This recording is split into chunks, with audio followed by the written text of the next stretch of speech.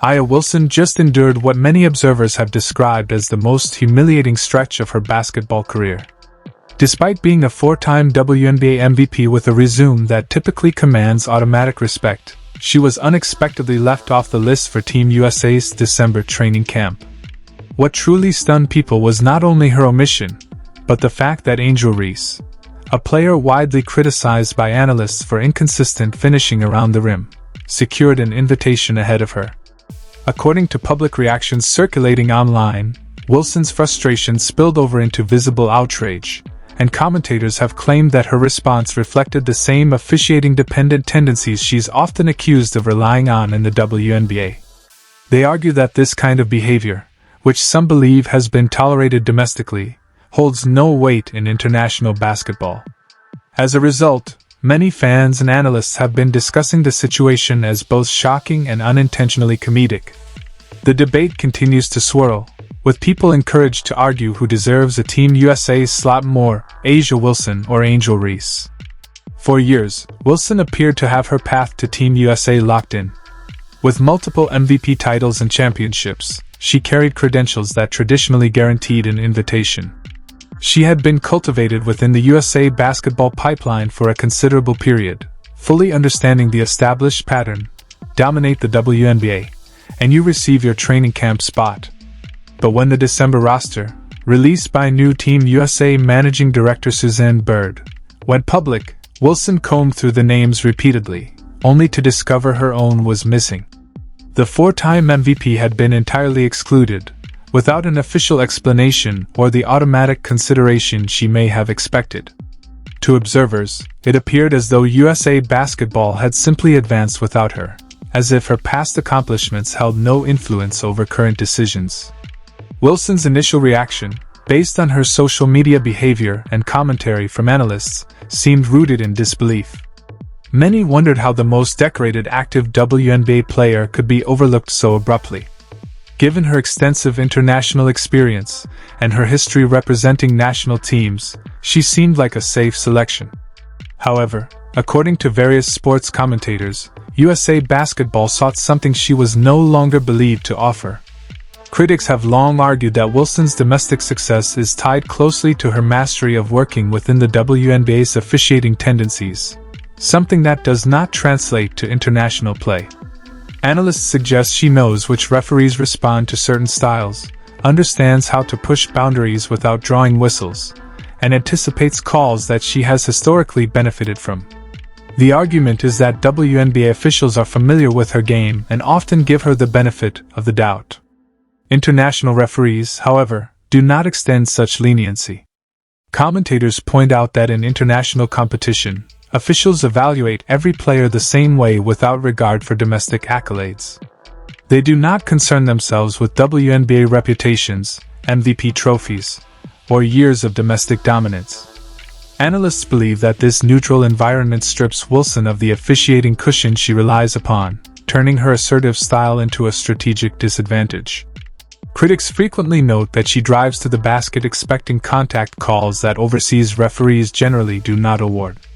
They argue she often reacts to non-calls with visible dissatisfaction, expecting the officiating to mirror the treatment she receives in the WNBA. While this approach may function in Las Vegas, where her reputation is well established, analysts insist it fails in international contests that emphasize physicality and impartiality.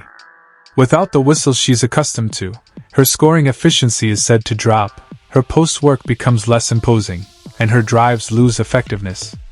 These assessments suggest that her game, as built for WNBA conditions, becomes exposed on global courts. Reports speculate that USA Basketball recognized these problems before Wilson did. They allegedly evaluated her prior international performances and noticed a shift in her effectiveness when referees did not default to her style. From this perspective, the committee made a strategic decision: prioritize players who can adapt to officiating differences, maintain composure under neutral regulation, and perform without preferential treatment. In this calculation, Wilson came up short. Beyond on-court adaptability, analysts also believe the selection process reflects a cultural shift within USA Basketball. They claim the new leadership wants to avoid players associated, fairly or unfairly, with drama, referee altercations, or public controversies. The program appears to be pivoting toward athletes who project professionalism on and off the court. For some commentators, Wilson's omission signals the end of her international chapter. They argue that age, an unchanging playing style, and a reputation for public complaints contributed to the decision. According to this line of thinking, USA Basketball effectively communicated that past MVPs hold no weight if a player cannot succeed in global play without officiating assistance. What intensifies Wilson's disappointment, at least in public perception, is the contrasting selection of Angel Reese. When fans learned Reese had been invited to the December camp, reactions ranged from disbelief to shock, especially considering Reese has developed a reputation among critics for struggling with basic finishes near the rim. Pundits routinely highlight that she misses layups many college freshmen make consistently, and some have jokingly referred to her as the bricklayer, due to her inconsistent shooting.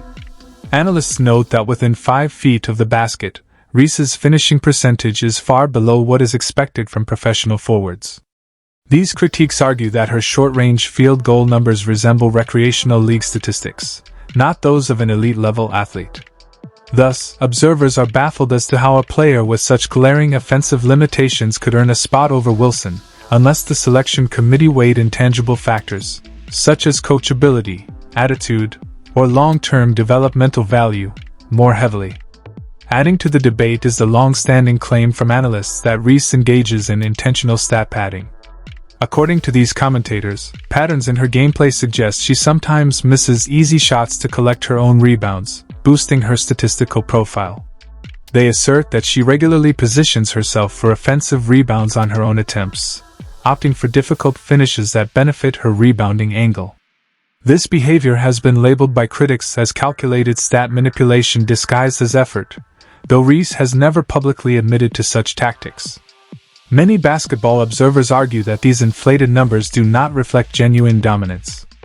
Reese's marketing strategies, particularly social media-driven campaigns like her "I'm in your city" tour, have drawn attention but are frequently criticized for lacking correlation to on-court performance. Her approach, which leans heavily on brand building and controversy-driven visibility, contrasts sharply with players who rely on pure basketball skill to earn national attention.